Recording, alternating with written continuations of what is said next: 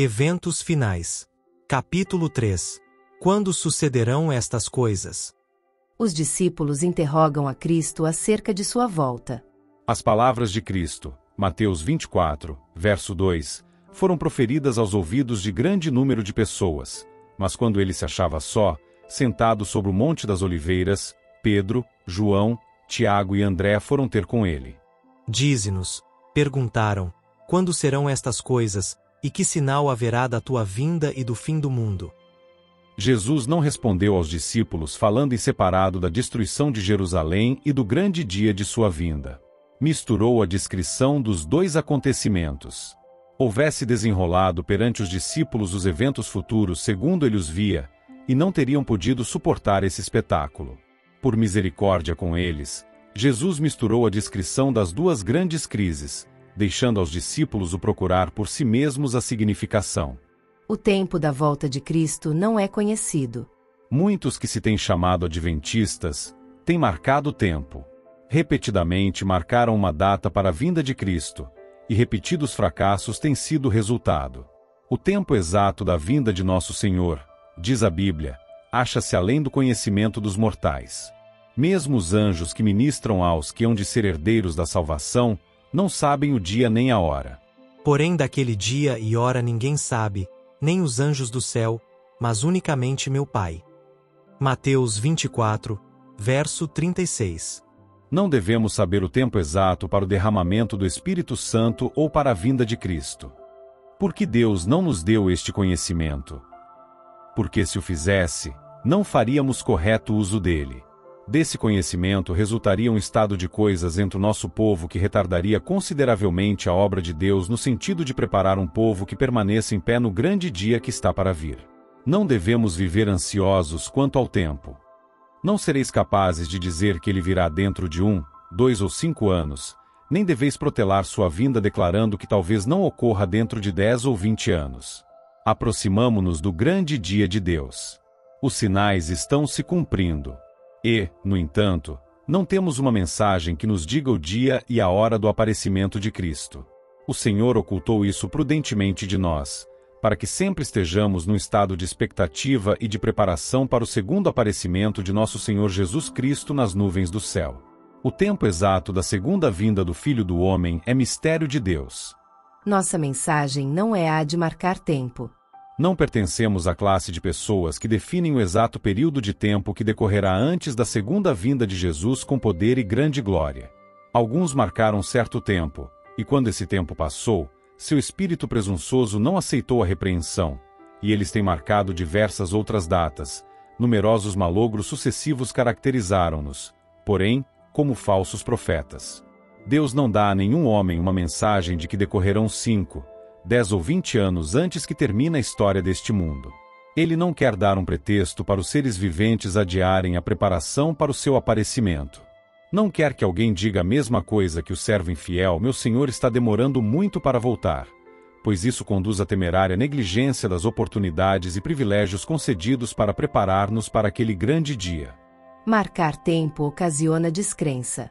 Por isso que passou repetidamente a data marcada, o mundo está hoje em mais positivo estado de incredulidade do que antes, com respeito ao próximo advento de Cristo. Consideram com aborrecimento os fracassos dos que marcaram tempo, e por isso que os homens têm sido assim enganados, dão costas à verdade consubstanciada pela palavra de Deus, de estar às portas o fim de todas as coisas. Entendo que o irmão I.P. Daniels tem, por assim dizer, marcado tempo, afirmando que o Senhor virá dentro de 5 anos. Pois bem, espero que não se alastre a impressão de que marcamos tempo. Que não se faça tais comentários. Eles não produzem nenhum benefício. Não procureis obter um reavivamento com base em algo dessa natureza, mas seja usada a devida cautela em toda palavra proferida, para que pessoas fanáticas não se aproveitem de alguma coisa para produzir um avivamento que entristeça assim o Espírito do Senhor. Não precisamos incitar as paixões das pessoas para provocar agitações em que sejam instigados os sentimentos e os princípios não assumam o controle. Acho que temos de estar de sobreaviso de todos os lados, porque Satanás está em atividade para fazer tudo o que estiver ao seu alcance a fim de insinuar seus ardis e artimanhas que sejam um poder para causar dano. Qualquer coisa que cause agitação e produza movimentação por motivos errôneos deve ser temida, pois certamente haverá reação. Sempre haverá movimentos falsos e fanáticos feitos na igreja por pessoas que pretendem ser dirigidas por Deus, pessoas que correrão antes de ser enviadas, e darão dia e data para o cumprimento da profecia não cumprida. O inimigo se agrada de que assim procedam, pois seus sucessivos fracassos e direção em sentido falso causam confusão e incredulidade. Nenhuma profecia de tempo além de 1844. Declarei positivamente na reunião campal de Jackson a esses grupos fanáticos, que estavam fazendo a obra do adversário das almas, achavam-se em trevas. Eles pretendiam possuir grande iluminação quanto ao fim do tempo de graça em outubro de 1844. Declarei ali em público que o Senhor fora servido de mostrar-me que não haveria nenhum tempo definido na mensagem dada por Deus desde 1844. Nossa posição tem sido a de esperar e vigiar, sem proclamações de algum tempo para interpor-se entre o fim dos períodos proféticos em 1844 e o tempo da vinda de nosso Senhor. O povo não terá outra mensagem sobre um tempo definido. Depois desse período de tempo, Apocalipse 10, versos 4 a 6, estendendo-se de 1842 a 1844, não pode haver um traçado definido do tempo profético. A contagem mais longa vai até o outono de 1844. Ellen White esperava a volta de Cristo em seu tempo. Foi-me mostrado o grupo de pessoas presentes à assembleia. Disse o anjo: alguns, alimento para os vermes, alguns submetidos às 7 últimas pragas, alguns estarão vivos e permanecerão sobre a terra para serem trasladados por ocasião da vinda de Jesus. O tempo é curto, por isso devemos trabalhar com diligência e redobrada energia. Nossos filhos talvez nunca ingressem na faculdade. Na realidade, não é prudente ter filhos agora. O tempo é curto, os perigos dos últimos dias estão sobre nós, e as criancinhas, em grande parte, serão levadas antes disso. Nesse século do mundo, quando as cenas da história terrestre em breve hão de terminar, estamos prestes a entrar no tempo da angústia tal como nunca houve. Quanto menor o número de casamentos realizados, tanto melhor para todos, homens e mulheres.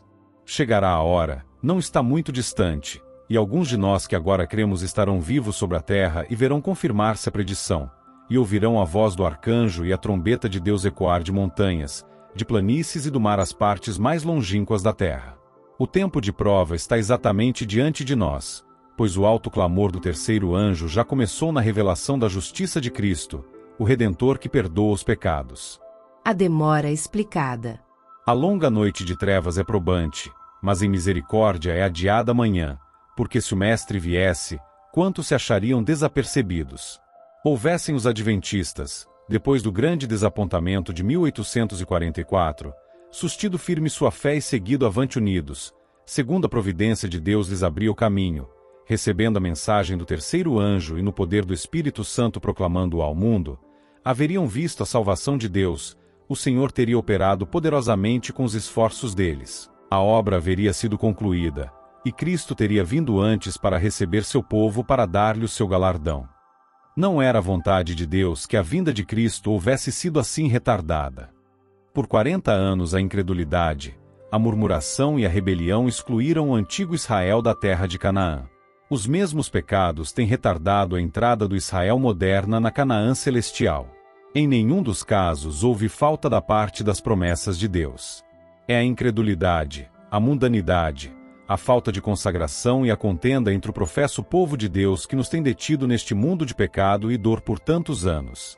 Houvesse a Igreja de Cristo feito a obra que lhe era designada, como ele ordenou, o mundo inteiro haveria sido antes advertido, e o Senhor Jesus teria vindo à terra em poder e grande glória. As promessas de Deus são condicionais. Em suas mensagens aos homens, os anjos de Deus apresentam o tempo como sendo muito breve. Ver Romanos 13, versos 11 e 12, 1 Coríntios 7, verso 29, 1 Tessalonicenses 4, versos 15 a 17, Hebreus 10, verso 25, Tiago 5, versos 8 e 9, 1 Pedro 4, verso 7, Apocalipse 22, versos 6 e 7. Assim me tem sempre sido apresentado. Verdade é que o tempo se tem prolongado além do que esperávamos nos primitivos dias desta mensagem. Nosso Salvador não apareceu tão breve como esperávamos. Falhou, porém, a palavra de Deus? Absolutamente. Cumpre lembrar que as promessas e as ameaças de Deus são igualmente condicionais. Ver Jeremias 18, versos 7 a 10, Jonas 3, versos 4 a 10.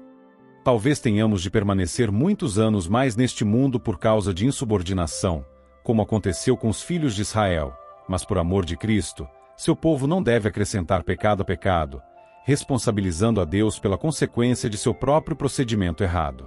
Pelo que Cristo está esperando. Cristo aguarda com fremente desejo a manifestação de si mesmo em sua igreja.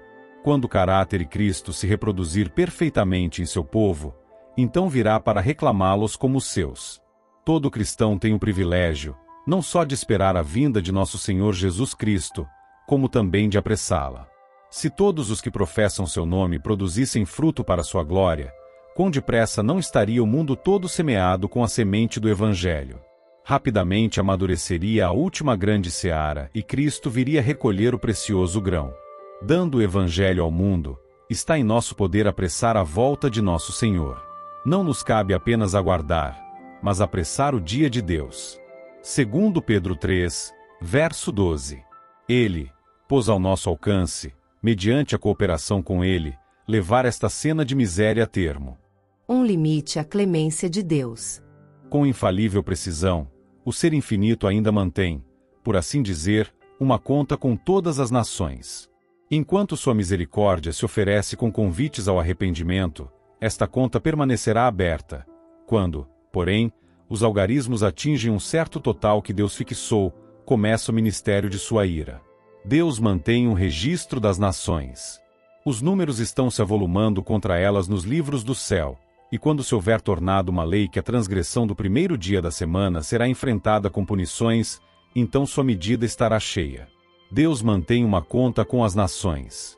Quando chegar plenamente o tempo em que a iniquidade terá atingido o prescrito limite da misericórdia de Deus, cessará sua clemência. Quando os números acumulados nos livros de registro do céu indicarem que o total da transgressão está completo, virá a ira. Ao mesmo tempo em que a misericórdia de Deus suporta longamente o transgressor, há um limite além do qual os homens não podem ir no pecado. Quando é atingido aquele limite, os oferecimentos de misericórdia são retirados, e inicia-se o ministério do juízo. Tempo virá em que em suas fraudes e insolências os homens atingirão o ponto que o Senhor não permitirá que transponham, e aprenderão que há um limite para a longanimidade de Jeová. Há um limite além do qual os juízos de Jeová não podem mais ser detidos. A transgressão quase atingiu seu limite.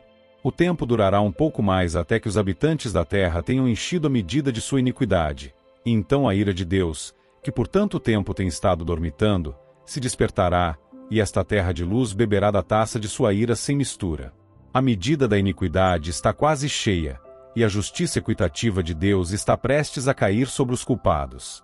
A maldade dos habitantes do mundo já quase chegou ao ponto em que Deus há de permitir ao destruidor operar com ela segundo sua vontade. A transgressão já atingiu quase seus limites.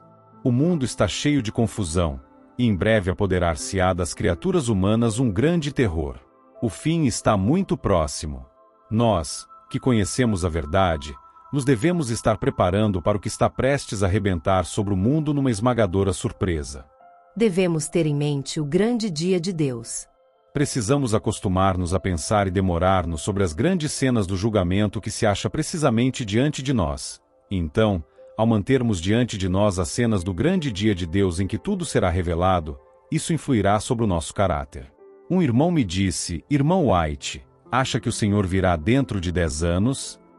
Que diferença fará para o irmão se ele vier dentro de 2, 4 ou 10 anos? Ora, disse ele, penso que, em alguns aspectos, eu agiria de modo diferente do que faço agora, se soubesse que o Senhor viria dentro de 10 anos. O que o irmão faria? Perguntei. Ora, disse ele, eu venderia minha propriedade, começaria a examinar a palavra de Deus, procuraria advertir as pessoas e levá-las a se prepararem para sua vinda, e suplicaria a Deus que eu estivesse preparado para o encontro com ele. Então perguntei, se soubesse que o Senhor não viria dentro de 20 anos, viveria de maneira diferente? Ele respondeu: penso que sim. Quão egoísta era a expressão de que levaria uma vida diferente caso soubesse que o seu Senhor viria dentro de 10 anos. Pois bem, Enoque andou 300 anos com Deus.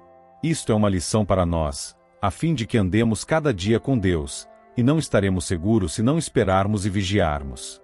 A brevidade do tempo. Que o Senhor, de dia e de noite, não dê descanso aos que são agora descuidados e na causa e obra de Deus.